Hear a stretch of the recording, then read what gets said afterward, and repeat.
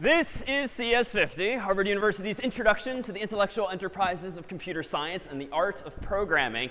And this was apparently me around the time that I sat where you guys now sit, thanks to a teaching fellow who spent a little too much time trolling around Lamont Library, where the 1995 freshman registers apparently still are. And I point this out because this was a big deal for me back when I was a freshman and ultimately sophomore, considering to take a class like this, Cs50, but more generally computer science. And if you, like me, have this perception of computer science from high school or even middle school, you might have the perception that it's entirely based about programming. It's perhaps a bit antisocial. It's perhaps the computer lab heads down, sort of coding away on something that you don't necessarily understand. And yet, I too had that perception freshman year, and this course, and dare say the field more generally, really did have this reputation to beware. I certainly assumed that most everyone around me certainly knew more than I did. And this wasn't just true of CS for me. This was true of most any field at Harvard in the course catalog that I had no familiarity with. And so I instead gravitated toward the more comfortable. I took a lot of gov classes and economics and history just because that's kind of what I knew and liked in high school. I wouldn't say I loved it, but I knew it, and it was within my comfort zone. And it wasn't until sophomore year that I got up the nerve to take this class, CS50, and I only did because the professor at the time let me take it pass-fail, now called sat-unsat. And that allowed me to get over this sort of mental hurdle that I had imposed upon myself, sort of fear of failure or simply not doing as well as I might have been accustomed to. And so I bewared a class like this until then. And I always kind of regretted not exploring earlier on. And that doesn't have to be this class, doesn't have to be CS, but can be really any field more generally. But those really were my takeaways around the time I looked like this. And I've taken comfort since in taking over this class and have found it inspiring that these days 68% of the students in this room and in this room last year had never taken a CS course before. So if you do have that mental model of everyone to your left and your right surely must know more than you, odds are it is not in fact the case. In fact, within CS50 we have these different tracks, different types of sections for students less comfortable, students more comfortable, and students somewhere in between. And there's no formal definition to these labels. You just sort of know it if you are. And if you kind of have one foot mentally out the door today because you're not really sure this is for you, you're probably among those less comfortable. But as such, you're in the majority, 56% of last year's students. If, by contrast, you have been programming since you were 8 years old, 10 years old, whatever, but you're largely self-taught and therefore maybe have lots of gaps in your knowledge or don't really understand all the formalities, you just kind of figured things out, you might be among those more comfortable. And if not, maybe you're somewhere in between. And so in CS50 sections, do we have similar students together, similar comfort levels, similar backgrounds, so that everyone can kind of feel comfortable speaking up, not knowing things, and beyond? Because ultimately, the course is graded and assessed ultimately very much manually, very delicately with respect to students' prior background or lack thereof. Indeed, what's most important at the end of the semester is not so much where you end up relative to your classmates, but where you end up in week 11, our very last week, relative to yourself today in week 0. And in fact, thanks to CS50's own Haley James and a whole bunch of CS50's team members this summer, they spent a while traveling around the country bringing folks back to campus, alumni and former students and staff who had had some connection taking or teaching CS50 in some form. And if you'd like to see stories of some of your predecessors and folks who sort of found their way accidentally even to computer science, finding challenges along the way, check out this domain that the team put together, project5050.org. Now, the course itself, ultimately, is not about programming per se. That's indeed a tool that we'll use. It's really about this. And that's really what CS is, the field more generally. Whether you're studying hardware or graphics or theory or any number of fields, and artificial intelligence these days, machine learning and beyond, it's really just about solving problems. And what's really cool about CS, I found early on, is that it doesn't necessarily, it's not an end unto itself. It's this field that empowers you to go do more interesting, more powerful things in the humanities, social sciences, physical sciences, the arts, anything, because you have this new mental model for how you can solve problems better, more efficiently, how you can solve them correctly, and how you can sort of analyze large data sets or solve problems that might have otherwise been beyond your grasp. So what does this mean? What is problem solving? Well, we could perhaps distill it as simply as this: a big black box, some secret sauce, into which go inputs, like the problem we want to solve, and out of which comes outputs, the solutions that we want. So a very generic way of describing it, but what's pictured here in the black box is the so-called algorithms. And we'll come back to that in just a bit, the actual ingredients for solving problems. But how do we represent inputs and outputs. Odds are, even if you're not a computer person and don't really think like one, you probably know that computers only understand a very limited vocabulary. Like, what is the alphabet, so to speak, that they speak?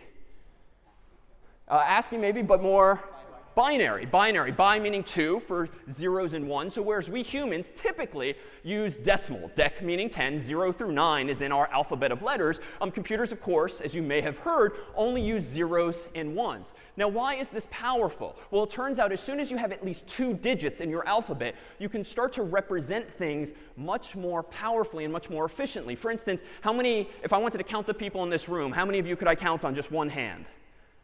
All right, hopefully 5. So I could count 5 of you. 1, 2, 3, 4, 5. But you know what? If I were a little more clever, I bet I could use this same hand and count as many as 32 or maybe 31 of you. Well, how is that? Well, right now I'm kind of using the unary system. Uno meaning 1. So it's just 1 digit in your alphabet, the finger or no finger. It's not quite the same as 0 or 1. So 1 person, 2, 3, 4, 5. But what if I instead permuted my fingers in some way so that the pattern of fingers that are up actually matters, not just the quantity? So maybe this is still 0. This now is 1. And instead of 2 being this, maybe 2 could be this. So if my second finger is up, I'm going to call that 2. And if my first 2 fingers are up, I might call that 3. Somewhat offensively, if just this finger is up, I might call this 4. And then 5. And then this gets kind of painful. 6, 7. And what I'm actually doing is counting in binary. Now, that might have looked completely cryptic. But it turns out as soon as you have 2 digits, that's enough to represent anything you want and to do so pretty darn efficiently. But why? So odds are, if you're like me, you probably grew up learning, of course, the decimal system, 0 through 9. And you might have written on the board some point like this number, 123. But why do you think of that as 123? It's really just a pretty pattern of symbols, glyphs, so to speak, on the screen that we ascribe some kind of mathematical meaning to, 123. But really, it's just like someone drew in ink on the screen some symbols. Well, if you're like me back in grade school, you probably learned that the rightmost number here is in the so-called what place? The ones place, right? And so if we wanted to label these things, we might put ones place there, and then, of course, the tens place, the hundreds place, maybe the thousands, 10,000, and so forth. So we had these sort of mental models for the columns. And notice they happen to be powers of 10. 10 to the 0 is 1. 10 to the 1 is 10. 10 to the 2 is 100, and so forth. So that's the pattern, even if your grade school teacher didn't talk about exponentiation at the time. So why is this number 123? Well, it's because we have a 1 in the hundreds column, so 100 times 1. We have a 2 in the tens column. We have a 3 in the ones column. And of course, if we start to do the arithmetic now, that's 100 plus 20 plus 3, or obviously 123. And all of us take that certainly for granted these days. You see a number, you know what it is mathematically. But computers fundamentally work in the same way. So any of you up until now have never thought of yourself as a computer person or had no idea really what it means for computers to speak just zeros and ones, all you have to do is update the places. Instead of powers of 10 for dec, meaning decimal, we're going to have powers of 2 for binary. So now we're going to have 2 to the 0, 2 to the 1, 2 to the 2, 2 to the 3. Same idea, it's just a different base. We changed 10 to 2. And so now we have places like this, 1, 2, 4, and if we kept going, 8, 16, 32, 64, and so forth. So as such, what number is this on the screen in binary if you convert it in your head to decimal? It's just the number 1, right? Because you've got a 1 in the ones place, and then a 0 in every other place, so it's just 1 times 1 equals 1. Now, if I were using unary, or my hands, the sort of traditional way, 2 would be this, where you put up 2 fingers, but not if you're trying to use patterns as well as quantities. And so in binary, how do I represent the number 2? 0, 1, 0. It's the equivalent of putting up just my index finger here. And if I want to count to 3, now I need to add a 1 to the mix, so I add the ones place. And now, if you sort of start to visualize this, it's like one of those really old school clocks where the numbers flip around and roll over. Now those ones are going to kind of flip and become zeros, and the 0 is going to become a 1. And so now we have 5, and then 6, and then 7, and then, dang it, how does a computer count to 8? Yeah, you just need to add another place, right? Just like we humans don't have an infinite number of numbers when we write something down. We sort of stop when it's not necessary. All we need is another bit. We just need to add another 0 or 1 to the left, specifically a 1. Then all these ones can become zeros. And we can do this toward infinity. But where are these bits coming from? This is all very abstract and just pictures on a screen. Well, it turns out that we have fun physical ingredients, all of our computers. Maybe it's your laptop or desktop or your cell phone. At the end of the day, they're either driven these days by batteries or like a cord into the wall, where electricity comes from. And even if you have little familiarity with electricity, you probably know that it's like little electrons flowing. So there's some kind of physical resource that can flow or not flow. You can turn it on or off. Well, much like these desk lamps here, I have 3 physical lights. They're, of course, connected into the electricity, so I have some physical input. And now that I do, I can kind of implement my own computer using these simple desk lamps. If I want to represent some value, some input or output, OK, here's the 0. This is 0 in binary. I just need to leave 3 light bulbs off. If I want to represent a 1, I need to turn this on, and that's now the 1's place. If I want to represent 2, I just need to turn this light on. If I want to represent 3, this one comes on. If I want to represent 4, that goes on. 5, 6, 7. And then, of course, we need like 8 if we want to represent and turn these off 4 total bits together. And so that's all that's going on inside of your phones and your computers. Phones and computers and devices these days have what are called transistors, which are tiny little switches that are on or off. And that's all we need if we have some source like electricity to just store information. We just need lots and lots of switches, lots of light bulbs, certainly much smaller, in order to represent information. But computers, of course, can do much more than represent numbers. What about letters and emails and things like that? Well, for that, we actually need to kind of decide as humans how we're going to interpret things like these light bulbs. In one context, like a calculator, they might represent numbers, decimal numbers, whatever.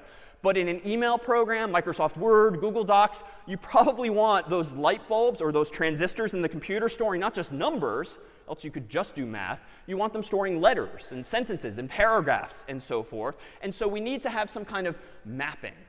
And we'll do that as follows. ASCII, which is just an acronym describing a mapping from numbers to letters. Humans, years ago, just decided, you know what? In the context where we need letters, let's just store a pattern of bits that's equal to the number 65 if we want the letter A. Pattern of bits equal to the number, decimal number 66, if we want to store the number B. Fast forward to H and I, if you want to store H or I, 72, 73, and just store that many bits. And now I don't care anymore in this story how you represent 65 or 73. I just need to know that you can somehow, with light bulbs on stage, with transistors in my phone, or whatever the device may be. We can begin to abstract away these low-level details. In fact, we're not going to spend much time after today talking about binary and Cs50, because here we have sort of electricity conceptually. On top of that, we can build the notion of binary, zeros and ones. And once we come up with this convention, now we can start to talk about letters of an alphabet.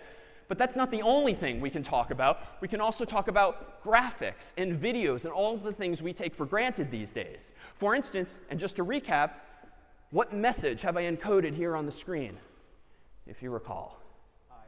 Yeah, it's hi, because 72 and 73, I claimed a moment ago, are just the numbers we humans came up with years ago to represent HI. I don't really know what 33 is. You'd have to look it up or be told it. Turns out it's an exclamation point, because indeed humans decided to express in numeric codes as well all the keys on a keyboard. Unfortunately, they weren't very far-sighted early on. They only used 7 bits total, and later kind of 8 bits. But even that, even though that gives us over 200 possible values, 256, there's a lot of languages that aren't written in like the English alphabet, Asian languages and the like, that have many, many, many more symbols than you can express with just 7 or 8 bits alone. And so now ASCII has been succeeded by something called Unicode. And long story short, humans have begun to solve problems that were initially created by not anticipating needing or wanting even larger values than these. But in another context, like Photoshop or any graphics program, you might see the same pattern of bits, 72, 73, 33. But in those programs, they know to interpret these numbers as some amount of color. If you've ever heard of RGB, red, green, blue, this is just an acronym that describes how you can mix together 3 different colors, sort of in the spirit of paint, or more technically light, combine these 3 different colors, and get any color of the rainbow. So each of these numbers, I'll claim, can be from 0 to 255. And 72 out of 255, that's like a medium amount of red. That's like a medium amount of green, and just a little bit of blue. And if you combine those 3 colors by mixing them together into just one dot, or pixel, as it's called in a computer, you get this sort of murky shade of yellow. But in the context of Photoshop or some graphics program, that is what those same 3 patterns of bits would be interpreted as. And it happens to be the case that talking in terms of single bits, it's not all that useful. With 1 bit, you can count as high as 1.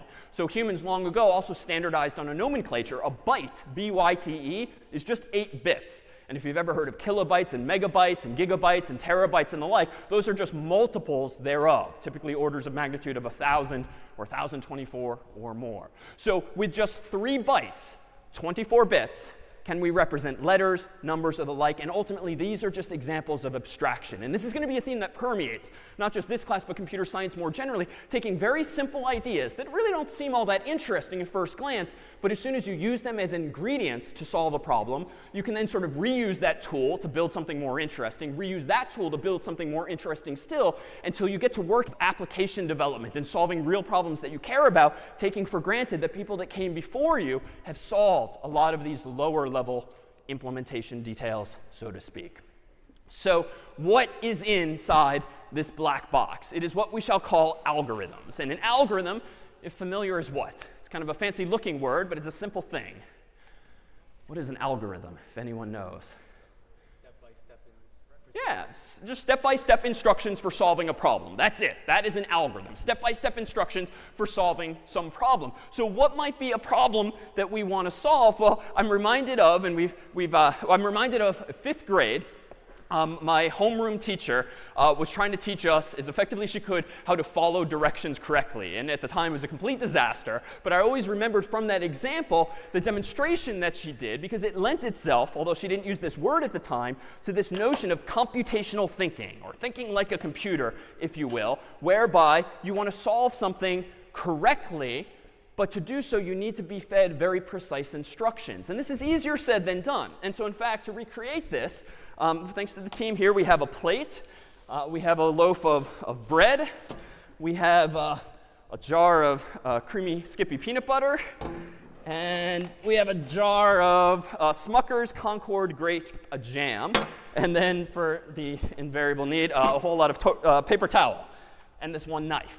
And so let me propose that for just a moment, I'll play the role of a computer, or maybe in this form, like a robot who's implementing some algorithm, where you guys are the programmer, the person who's supposed to feed me instructions so that I can solve a problem. And the problem here will be to implement, perhaps no surprise, a peanut butter and jelly sandwich. Easy to sort of do intuitively if you grew up eating these things. But if you've never really thought about how to teach someone else to do it, and that someone else is not as sort of forgiving as another human, where we humans have conventions of just reading between the lines, computers can't do that. They will only do what you tell them to do. And as such, they are less powerful in some sense than we humans. So what's the first step for making, with these ingredients, these inputs, if you will, a peanut butter and jelly sandwich? Open the bag of bread, I heard. Correct, but not really what you had in mind, perhaps. But that's OK. The bag is open. So what might a more precise step 2 be? Say again? Remove 2 slices. OK. Put those 2 slices on the plate. Drop the knife? OK. Unscrew the jam. OK. Grab the knife. Put the knife in the... Oh, what? Oh, thank you. Right. Grab the knife from the other end. Someone from farther back, perhaps? Stick the knife in the jam. What's that? Take it out. OK. Again. Put the knife in the jam. Ow. Scoop it.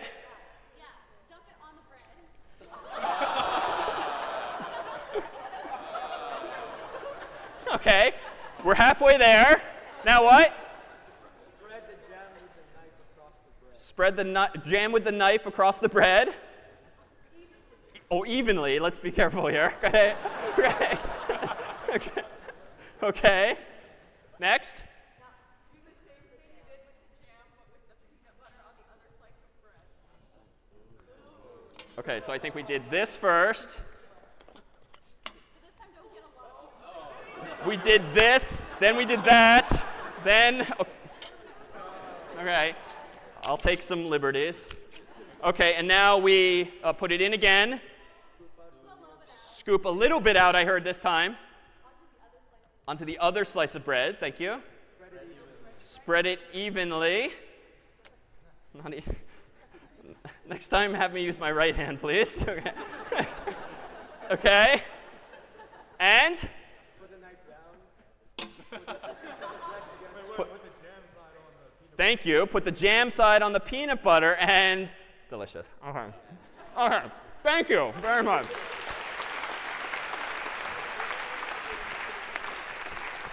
So, a silly example, to be fair. But just realize how much opportunity there was, even in something as simple as that, for ambiguity or scenarios you didn't anticipate. And indeed, among the things we're going to do today as we begin to formalize these ideas with code, with programming code, are how you think about breaking down problems into their constituent parts, considering what should I do if this happens? What should I do if this happens? What should I do if this happens? Because unless you anticipate the kind of silliness that I was deliberately acting out there, who knows what the computer might end up doing. After all, odds are everyone in this room, like me, has seen like a spinning beach ball or an hourglass on your computer, or your Mac or PC freezes or crashes, and almost always that's just the result of some human error. Someone at Google or Microsoft or Facebook or wherever made some mistake. He or she did not anticipate some situation, didn't anticipate you typing in a word that you didn't anticipate you running 20 programs at once, didn't anticipate some scenario, and so as such, the computer's behavior was effectively undefined, and so the incorrect solution was outputted. So how do we begin to think about this? Well, it would be ideal if we somehow formalize this by way of actual code. And we'll do that with sort of another old school problem, one that's a lot more digital these days, but it's still with us today. Whether you have an Android phone or iPhone or anything else, odds are you have like a little app for your contacts or your address book, and in there are a whole bunch of names, probably alphabetical by first name or last name, and a whole bunch of telephone numbers, and maybe more information like emails and so forth today. But the physical incarnation of that icon on your phone is this old thing, a phone book. And if I wanted to look for an old friend like, say, Mike Smith, how might I go about finding him in this old school phone book? Well, just as in my digital form, I might just scroll through the list looking for him. So could I look at the first page, look down, not see him, turn the page, look down, not see him, turn the page, look down, not see him, and so forth. Is this algorithm correct? Yeah, it's correct. It's kind of dumb, right? Because it's going to take forever to get to Mike if there's like 1,000 pages here, but it is correct. And it's the equivalent, really, of sort of slowly, methodically scrolling through your list of contacts without the luxury of like searching or autocomplete or the like. Well, I could do a little better. Back in grade school, I generally learned to count by 2, so I could instead do 2, 4, 6, 8, 10, 12. I'm flying through the phone book now, clearly faster. But is that algorithm correct? No, why? Yeah, I might miss some, right? Like Mike, just by chance, might be sandwiched between, so to speak, no pun intended, between the 2 pages that I'm flying past, and I might miss him. But I can at least fix this mistake or bug, so to speak. A bug is a mistake in a program, just human error. If I hit like the T section, T comes after Smith, so I could maybe double back at least 1 page and solve that bug. So it costs me a little bit more time to double back, but if I do it right, it only costs me like 1 extra page turn. So better, and now correct. But obviously, no one in this room is going to look for Mike Smith by starting on the first page. Where are you going to roughly look? You know, in the middle, maybe a little toward the end, because you know where S's are. And so you open the book to the middle, you look down, and you see the M section. So I haven't gone far enough. But what's nice about this old school technology is that we can now tear this problem in half, throw half of it away, and be left with fundamentally the same problem, but a smaller version thereof. This now is maybe not 1,000, but 500 pages, but it is the same problem. And I can apply the same logic, go roughly to the middle, look down. I went a little too far this time, the T section, but I can again tear off almost a quarter of that problem, leaving me now with a total size of maybe 250 pages after dividing in half twice now. And now I can repeat and repeat and repeat. And so long as Mike is in the phone book, I should ultimately find him once and only once on the final page of the phone book, at which point I can call him. So the real question then is, how much better was this? It's a little wasteful. You can't sort of undo here in the analog world. But let's consider how we can think about how good that algorithm was, the one that we all probably took for granted and should have started with. Well, if here's a simple plot, and on the x or horizontal axis is the size of the problem, so number of pages in the phone book, or however you want to measure it. And then the y or vertical axis is time to solve, so maybe number of seconds, number of page turns, however you want to count up the steps. That's a relationship, size to time. And the first algorithm, I'm going to draw like this, a straight line in red. And I'm going to call it n, where n is just like the number of pages in the phone book. Computer scientists tend to use n as a variable, so to speak, just a symbol. And it's a straight line for the following reason. If the phone book gets a little longer next year by like 1 page, that means I might have to spend one more step looking for Mike. So the slope of this line is linear. There's a one-to-one relationship between number of pages Verizon or the phone book company puts in the book and the number of page turns I need to make. The second algorithm, though, is also a straight line, but it's lower, drawn here in yellow. And n over 2 means it's twice as fast, or equivalently takes half as much time, because for a given size problem, if you kind of follow my hand straight up, the yellow line should be below the red line, because I'm flying through the phone book 2 pages at a time, so it should take me half as much time. But if I use the first algorithm, I have to go all the way up to the red, which measures that number of seconds. But the third algorithm is a fundamentally different shape. And this is where the sort of beauty of computer science and algorithms specifically comes out. It doesn't become straight ultimately. It looks like it's gradually easing off, but it's going to do this forever. It's just becoming such a slow increase in time, you can't even really see it, especially if the screen were even wider. And we'll call this logarithmic, log n, more on that down the road. But the shape is fundamentally different. It's curved. And what's powerful about this, and you can think about it much more easily intuitively, if Verizon next year doubles the size of the phone book, because like maybe Cambridge and another town merge together into one book, no big deal. Because if Verizon doubles the size of the phone book next year, how many more page turns do I need to find Mike?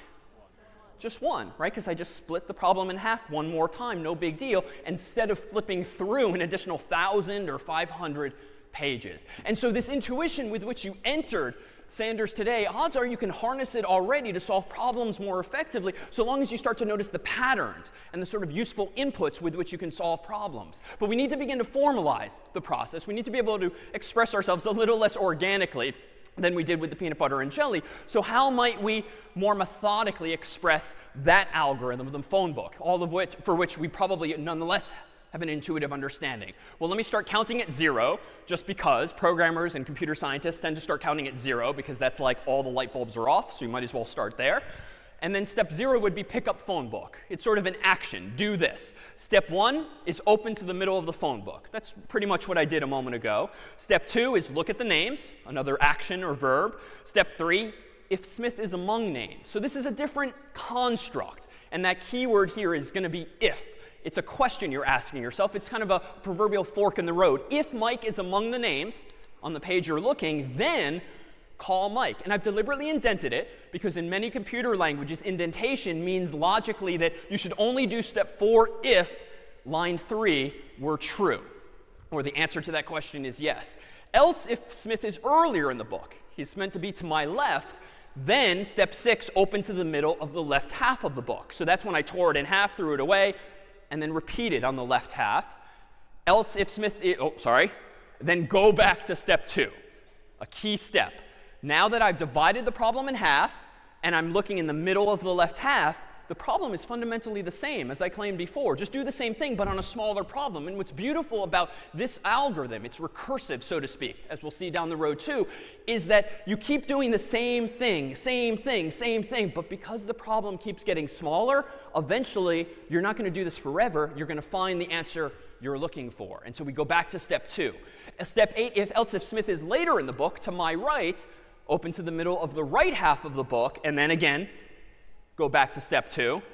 Else, what's the fourth scenario to consider?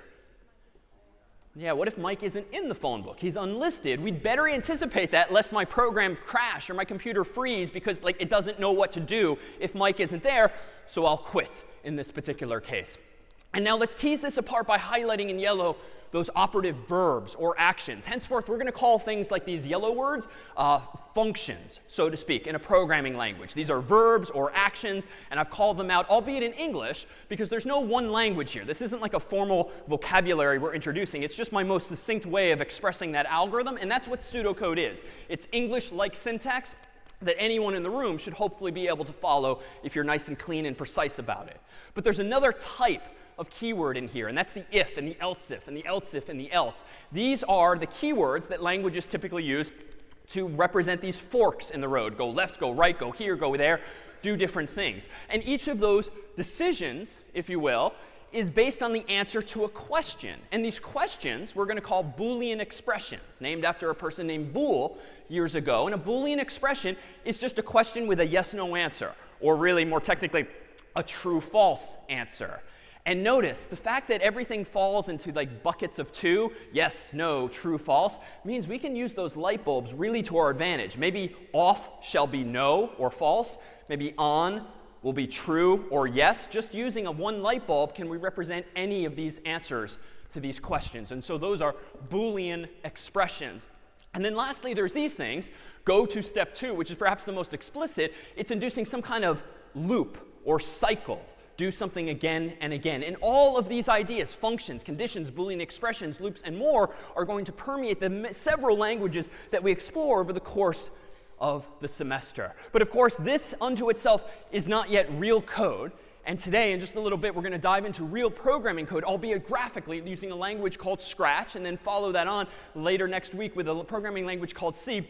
But before that, let me make just a couple of introductions. Behind CS50 and its lectures and sections and office hours and more is a whole team, nearly 100 staff every year that are here to make this course successful for you so that irrespective of your prior background or lack thereof, you too can succeed, especially if you are among those 68%. And allow me to invite up Maria and Brian and Doug and Rob to come say hello from the course's staff.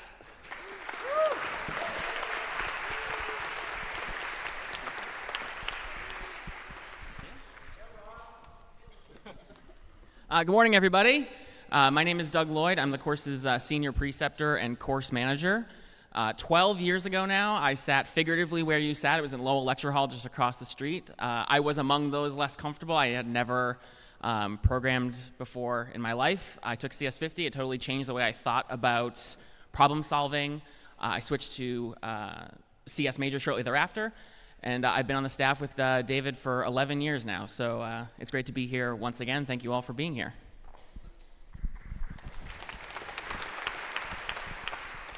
Hi, everyone. My name is Maria. I'm a senior living in Cabot, and it's my 4th year in the course. I took it as a freshman at an awesome time, and it's my 3rd year on Heads, and I've absolutely loved it. The staff is amazing. Working with all of you is amazing, and I can't wait to have an amazing senior year with you guys. Hi everyone, I'm Brian. I am the course's head course assistant. I am a junior living in Winthrop, and I took the class my freshman year 2 years ago now, and really glad that all of you are here, and really looking forward to a fantastic semester and working with all of you. Hey guys, I'm Rob. I'm a 4th year PhD student living in Thayer, and this is my 8th year with the course. And every year I think the course gets better, and we put a lot of effort into the course over this summer and building new tools and making new curriculum, and I really think that you guys are going to enjoy it. Thank you. Thank you. We have a tradition in CS50 of ending the first week with cake or cupcakes. And so after today's lecture, you're welcome to join us in the transept to meet even more of the course's staff. But first, and before we transition to one of these first actual programming languages, we thought we'd dim the lights and paint a picture, too, of not just the course's support structure, but also its culture or community, which is something we've increasingly focused on in recent years so that students in the class feel that it's not only an opportunity to get an introduction to computer science, but also an introduction at Harvard. And as you've seen at Yale and beyond there, a community of support so that you can each lean on each other as you tackle the week's problems and ultimately exit having had a very shared, similar experience. This is CS50's community.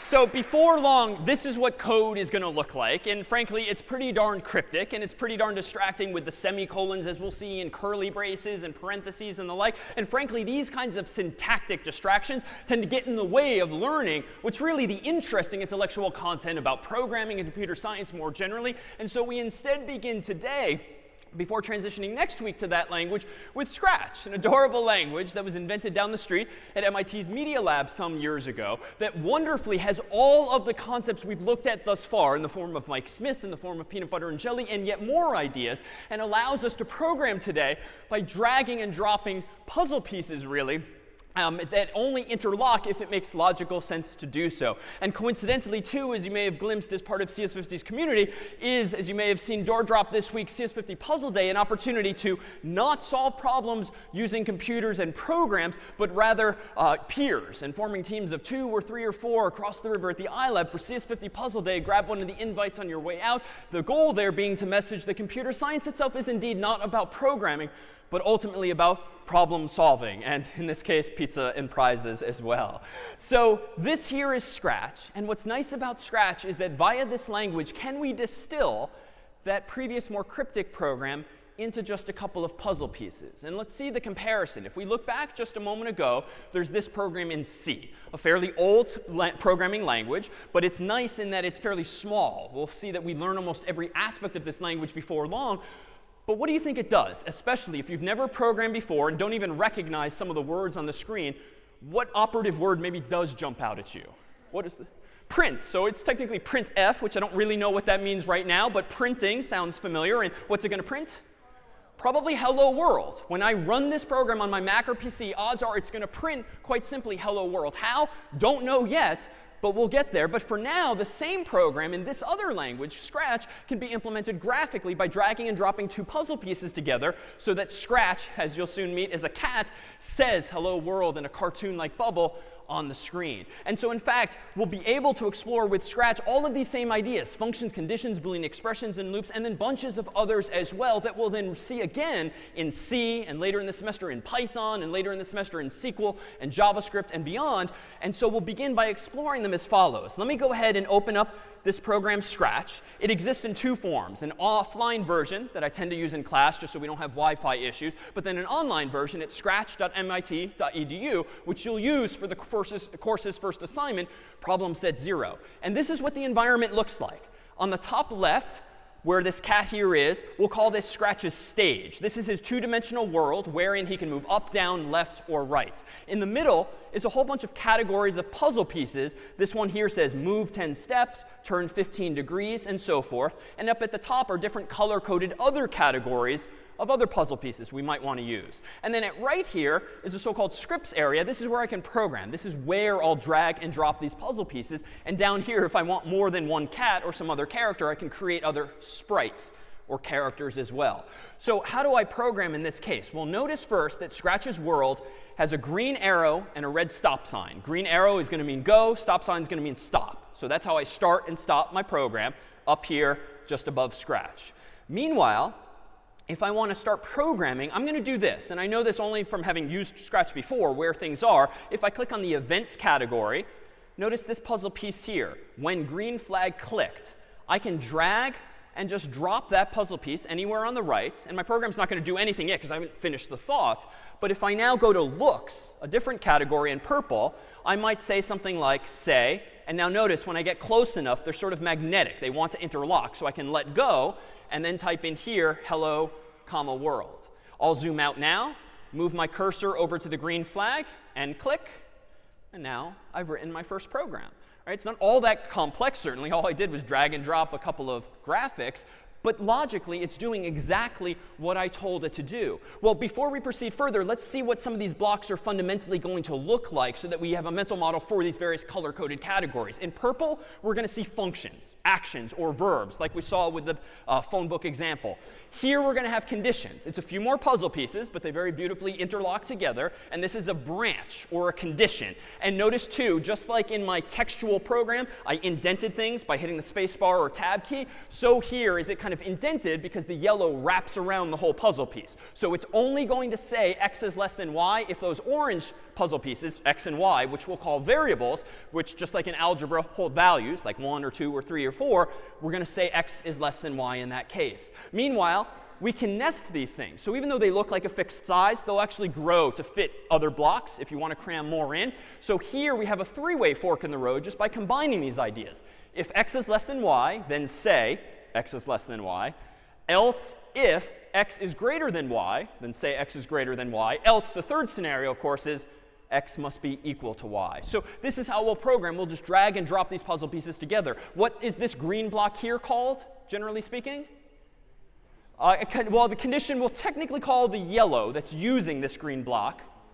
Yeah, it's a Boolean expression. And it is because it's a yes, no, or true, false answer. X is less than y is either true or it's false. It can't be both.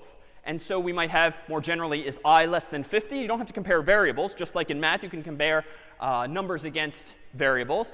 But here is a different construct. We call this a loop, some kind of cycle that does, in this case, something forever, like say hello world. Or we can do it a finite number of times, like 50 times say hello world, and then stop. Here's how we might set a variable. This orange block says set a variable called I by convention, because I stands for integer, like a number. Set it equal to 0. And then these two things are demonstrative of a more powerful feature that Scratch and languages tend to have of multi-threading. This is a fancy way of saying a program can be written in such a way that it does two things at once. How? Just use two of these puzzle pieces so that when you click the green flag, multiple things happen at a time. Thus are supported threads. And then there's this, an even fancier feature, but that's relatively easy to use. It's called event handling. And we'll come back to this when we introduce web programming later in the semester. Broadcast and when I receive just mean this. One sprite, one character, like the cat, can kind of sort of whisper to another sprite in the program and send it a message that it can hear, or more properly receive, and then do something based on it. So rather than have your program do something only when you click the green flag, you could have one sprite talking to another, telling it when to begin, or something along those lines. And so with just these fundamentals, are we able to begin implementing any number of programs? In fact, let's go ahead and do this. Let me go ahead now and make this more interesting by not just saying it on the screen. Let me go ahead and go to sound and play sound meow with slightly more volume. Ooh, with slightly less volume. Oh, adorable. It's a simple program. And if I want it to meow 3 times, I just have to hit it 3 times. But I can do better than this, right? I don't want to have to rerun the program. What's the construct that would let me meow 3 times? Yeah, like a loop or repeat. So let me go to control. I'll zoom in. Repeat, by default, it's 10 times. So I'm going to change that to 3.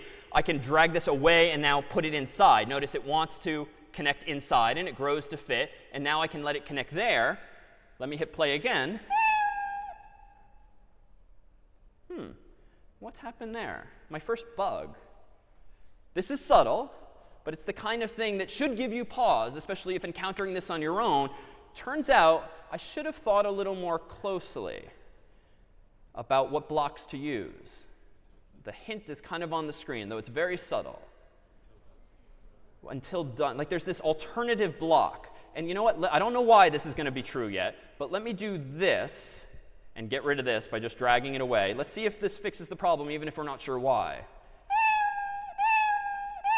It's not a very natural sounding cat, but it kind of fixed the bug. So can we infer retrospectively why it was previously buggy and how it was buggy? Yeah, it kind of played all 3 at once. Not technically at the exact same time, but my Mac is so darn fast these days, right? Intel inside. You've got a gigahertz CPU or brain inside of the computer, or 2 gigahertz. Those numbers literally mean your Mac or PC can do a billion things at once, a billion things in a second, which is still pretty good, or 2 billion things in a second, which is still pretty good. So certainly it can meow 3 times, and the things just kind of trip over each other. But if we instead use the block that says play it until done, then you'll actually hear all 3. And we can actually do a little better than that, because that was not a very normal cat. I can drag this block, wait 1 second, And let's see if this is a little now more natural. OK. So not bad, pretty darn adorable. But what if we want to add in some motion now? Let me go ahead and remove this. And let me do a forever block, so I don't have to figure out in advance how long to do this. And let me go to motion and move 10 steps. And now click the green flag. Huh. OK, thankfully, MIT realized that this could be bad, so they give us just enough access to his tail to pull him back. But this is not the best program. It would probably be better if he bounces off the side or detects collision detection, right? We live in a world now of self-driving cars, apparently. It'd be nice if things, well, maybe they don't bounce off of each other, but they avoid things altogether. So that's OK. I have the vocabulary with which to do this. Let me zoom in. And what is the construct I want to solve this? Like, if you hit the edge, turn around. It's some kind of if, right? So let me pull this out and then say, oh, OK, if.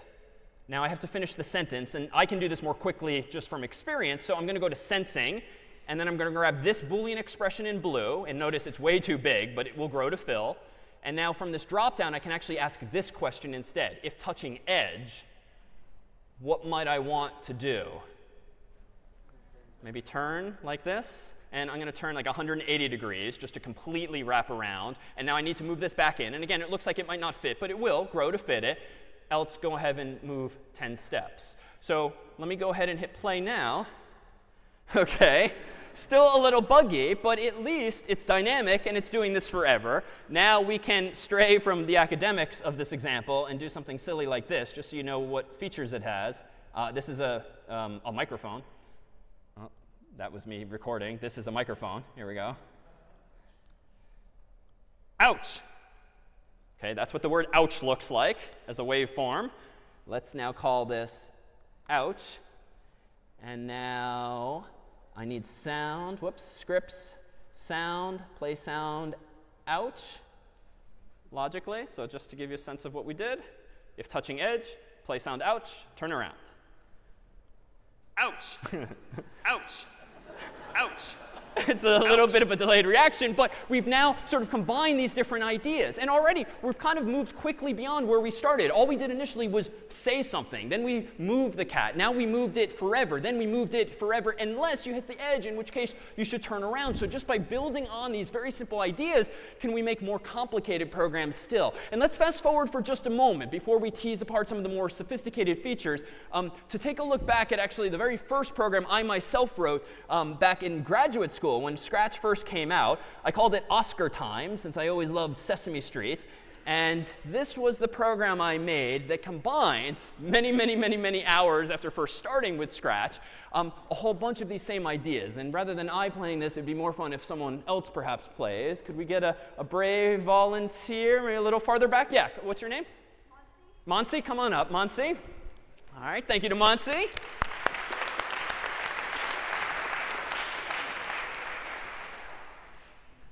And you have to be comfortable being on the internet now, since there are cameras. Nice to meet you. Nice to meet you too. Come on over.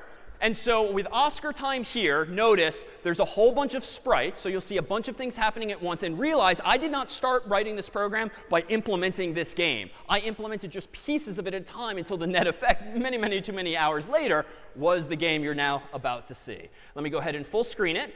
And we'll see some directions on the screen in just a moment. And you can control with the keyboard. Drag as much falling trash as you can to his trash can. Love trash. Anything dirty or dingy or dusty. Anything ragged or Very good. rusty. So as she plays, let's consider what some of the building blocks are of this program. So the first thing I think I did when I implemented this game, which is about to get more and more complex, is I just figured out how to move a piece of trash from the top to the bottom. And that's kind of sort of what we just did with the cat, albeit a top-bottom instead of left to right. And then after that, I think I probably implemented part of Oscar. And Oscar is very sort of simply animated. This is not like a video. This is like 3 or so different images. So the trash can is closed. It's partly open. It's fully open. He pops out. It's just a bunch of different images, or costumes, as MIT calls them, that I play like a half-second apart in order to create the illusion, like those old school flip books, of something happened in animated fashion. Paper 13 months old. I've Meanwhile, he's counting clearly, so that's using a variable, one of those orange puzzle pieces we previously saw.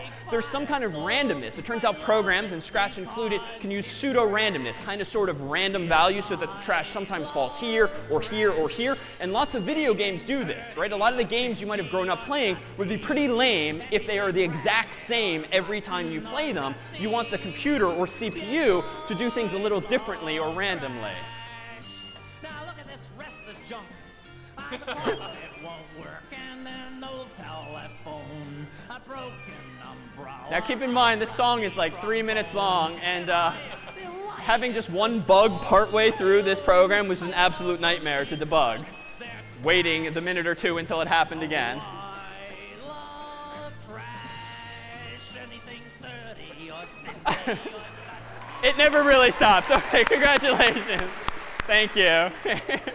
Let me thank you with a little CS50 stress ball, no less as well. So that then is Oscar time, but what's nice about it, beyond being my baby, is that it gives us an opportunity to consider how you might build up something pretty complex looking and hopefully pretty fun at the end, but just out of these constituent parts. And let's see what other ingredients, for instance, we actually have. Let me go ahead actually and open up, for instance, sheep.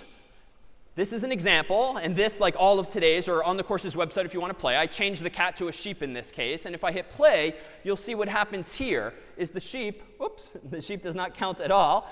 Let me go ahead and grab a different version of the sheep since I broke it a moment ago. Apologies. Sheep is coming up now.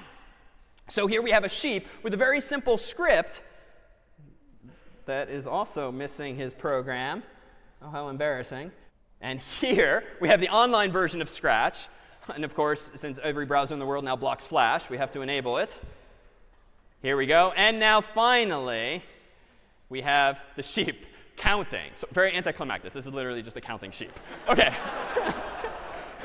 So, but I put a lot of time into this, so I'm glad we got it working. So at the top right, though, you can consider the parts that went into this. When green flag clicked, set a counter, which is just a variable. It's more interesting than calling it x or y. I called it counter, set it equal to 0, and then forever say the counter for 1 second, like in the little cartoon bubble, wait 1 second, and then change the counter by 1 by simply adding 1 to it. And we get this effect of perpetual counting up by using this variable. We can do something else as well, for instance. Let me go ahead now and have a bit of dynamic input from a character, like a cat again, and this one is called Pet the Cat. So in Pet the Cat here, we have the following. Nothing, even though I hit play, but wait a minute, let's look at the program. How do I make this program do something? Oh, pet the cat, right? So there's an if condition there that's asking the question if you're touching the mouse pointer. So let's try it. Oh. It's kind of nice. We can do kind of the opposite, though. With don't pet the cat, you'll see that I have an if-else, so that by default, the cat now meows. But if you pet this cat,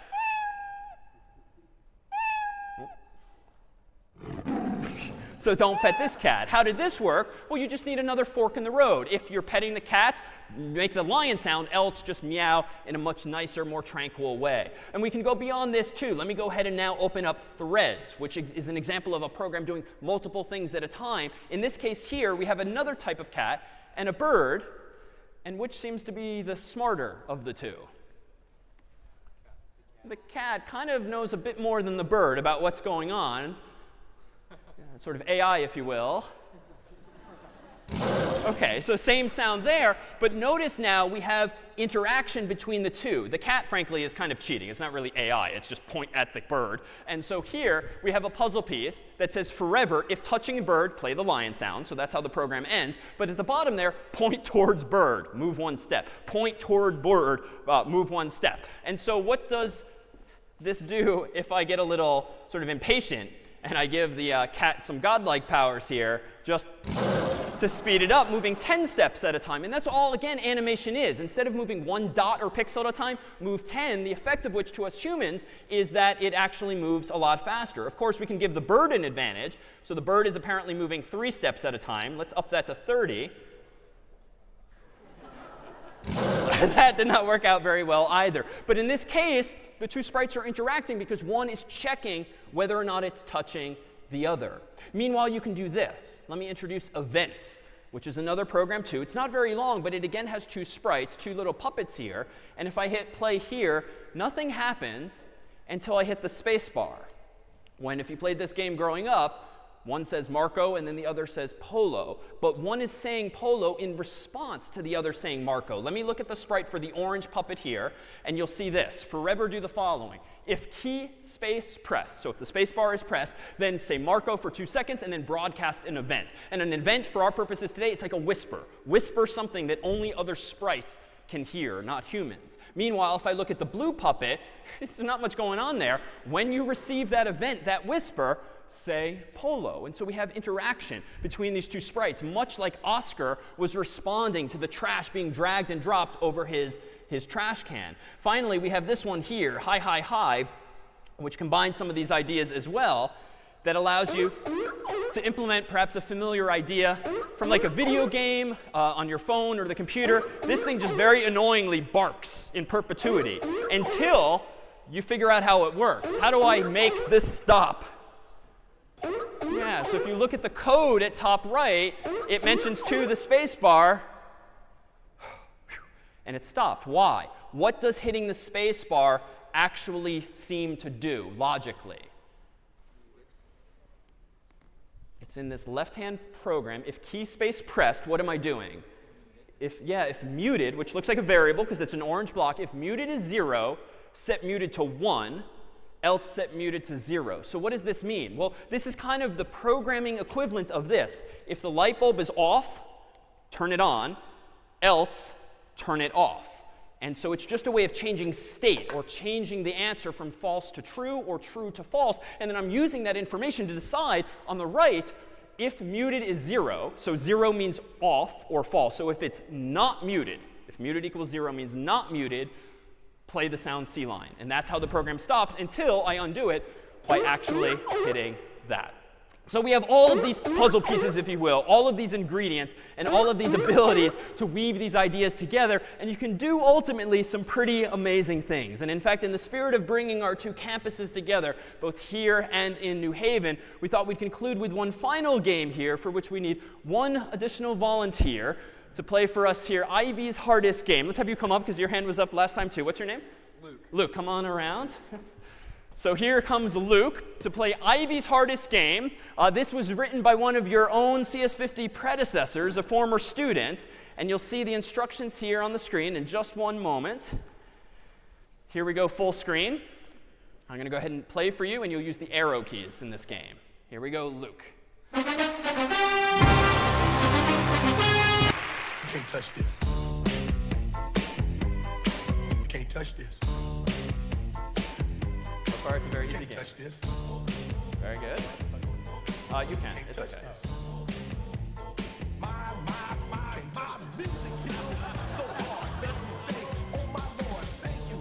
Very nice. Notice the two variables at top, level 3 and depth 0. Meanwhile, there's, of course, multiple sprites on the screen, 3 Yale ones. They, like the cat, are bouncing off the edge.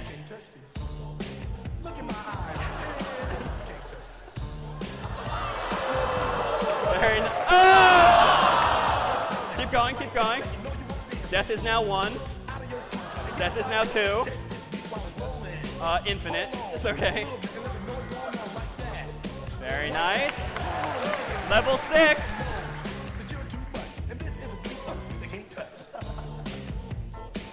Nice.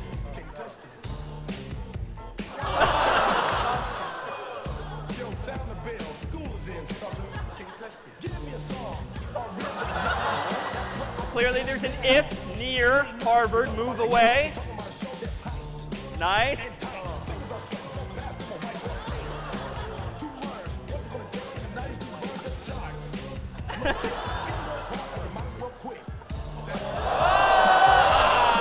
Come on, you can do it.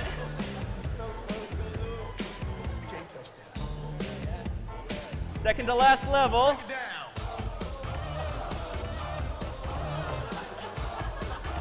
Seth is up to 7. Nice. Last level.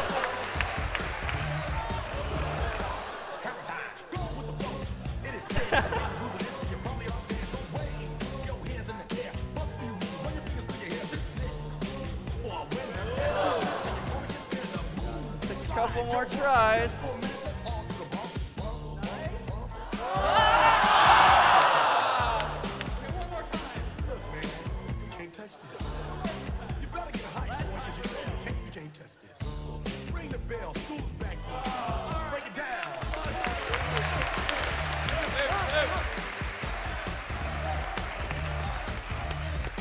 Let us end on that note. This is CS50. Cake with the staff is now served. We'll see you next week.